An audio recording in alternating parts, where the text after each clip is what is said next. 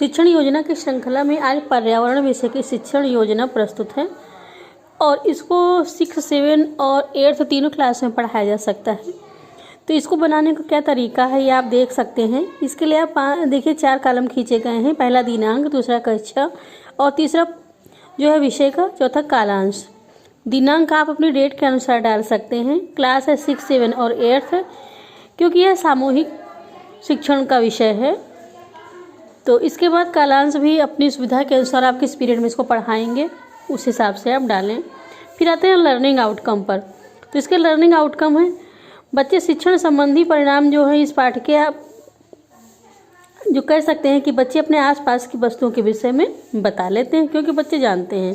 फिर आते हैं सामान्य उद्देश्य पर। बच्चों को अपने आसपास के विषय में ज्ञान कराना, छात्रों में तर्क, कल्पना, चिंतन करने, अनुमान लगाने, समस्या समाधान और निर्णय लेने के कौशलों का विकास करना। नंबर 3 सृजनात्मक और रचनात्मक कौशलों का विकास करना। नंबर 4 छात्रों में अभिव्यक्ति क्षमता का विकास करना। तो ये हैं सामान्य उद्देश्य। फिर आते हैं विशिष्ट उद्देश्य पर। विशिष्ट उद्देश्य में बच्चों को अपने आसपास की वस्तुओं के विषय में ज्ञान कराना, बच्चों में संबंधित पाठ पर आधारित प्रश्नों के उत्तर देने के कौशल को विकसित करना। इसके बाद सहायक सामग्री। सहायक सामग्री पर्यावरण को जाने पाठ पर आधारित चार्ट, वाक्य पट्टियाँ, पाठ से संबंधित मानचित्र, वाक्य पट्टियाँ आदि। विशिष्ट सहायक सामग्री पाठ में आई वस्तुओं के मॉडल, ई कंटेंट। सहायक सामग्री में फोन अथवा लैपटॉप आदि। पूर्व ज्ञान बच्चे अपने आसपास की वस्तुओं के विषय में सामान्य जानकारी रखते हैं।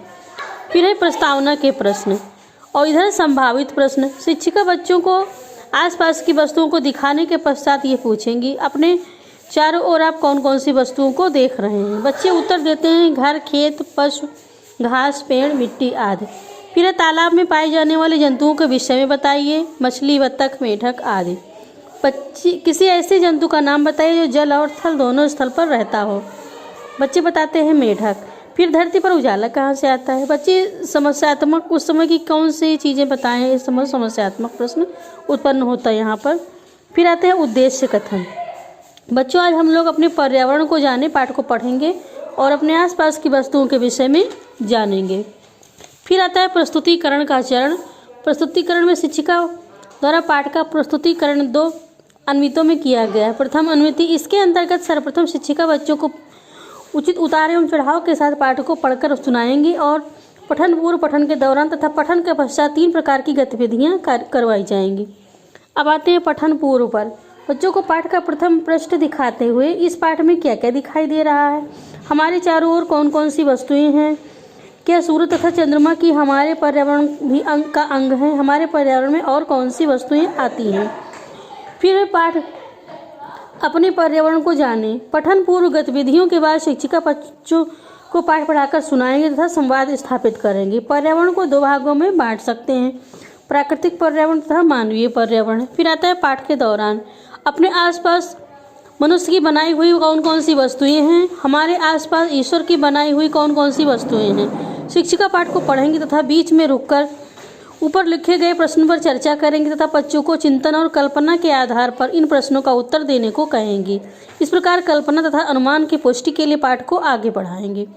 फिर पठन के पश्चात आप लोगों ने इस पाठ में मानव और ईश्वर निर्मित वस्तुओं के विषय में क्या जाना, प्राकृतिक पर्यावरण कितने प्रकार का होता है, स्वपोषी किसे कहते हैं, मानव द्वारा निर्मित वस्तुओं के नाम बताइए। इसके बाद गतिविधि का चरण आता है।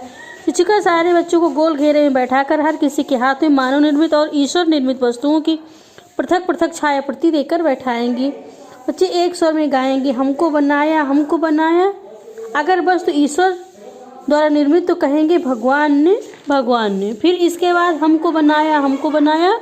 अगर वस्तु इंसान द्वारा निर्मित तो कहेंगे इंसान ने, इंसान ने। फिर इसके बाद गतिविधि आती है 2। पाठ के माध्यम से शिक्षिका पाठ की जो मुख्य बिंदु हैं उन पर प्रस्तुत करेंगे, चर्चा करेंगे, साथ ही निम्नलिखित बिंदुओं पर चर्चा करेंगे। पर्यावरण शब्द किन 2 शब्दों से मिलकर बना है, पर्यावरण कितने प्रकार हैं, अजैविक पर्यावरण किसे कहते हैं, पर्यावरण के घटक क्या हैं। बच्चों द्वारा बताए गए प्रश्नों को शिक्षिका बोल बोलकर श्यामपट्ट पर अंकित करती जाएंगी। इसके बाद बोध प्रश्न, ये मौखिक आकलन का तरीका है। शिक्षिका बच्चों के शिक्षण संबंधी परिणाम का मौखिक आकलन बोध प्रश्न के माध्यम से करेंगी। पहला प्रश्न है पर्यावरण क्या है। नंबर 2 पर्यावरण किन शब्दों से मिलकर बना है। नंबर 3 पर्यावरण का क्या महत्व है। नंबर 4 मानवीय पर्यावरण क्या है। नंबर 5 सामाजिक पर्यावरण किसे कहते हैं। नंबर 6 स्वपोषी किसे कहा जाता है। नंबर 7 शाकाहारी जंतु किसे कहा जाता है। नंबर 8 मांसाहारी जंतु किसे कहा जाता है। इसके पश्चात शामपट्ट कार्य शिक्षक बच्चों के शिक्षण अधिगम परिणाम का मौखिक आकलन बोध प्रश्न के माध्यम से करेंगी। हमारे चारों ओर हमारा पर्यावरण है। पर्यावरण 2 शब्दों से मिलकर बना है। परिधन आवरण। प्राकृतिक पर्यावरण का चक्र निरंतर चलता रहता है। जो अपना भोजन स्वयं तैयार करते हैं उनको स्वपोषी कहा जाता है। जो शाकाहारी वस्तुओं को अपने आहार के रूप में लेते हैं उनको मांसाहारी जीव कहा जाता है। पौधों से अपना भोजन प्राप्त करने वाले जीव शाकाहारी जीव कहलाते हैं। फिर आता है अभ्यास कार्य रचनात्मक आकलन। शिक्षिका बच्चों से पाठ पर आधारित चित्र बनाने को कहेंगी। फिर है निरीक्षण कार्य। बच्चे जब पाठ पर आधारित चित्र बना रहे होंगे तब शिक्षिका उनके कार्यों का निरीक्षण करेंगे। फिर है पुनरावृत्ति के प्रश्न और तार्किक क्षमता तथा मानसिक योग्यता का आकलन। शिक्षिका पाठ पर आधारित चित्र बनाने को कहेंगी। छात्रों की सहायता से चार्ट को कक्षा में टांग दिया जाएगा।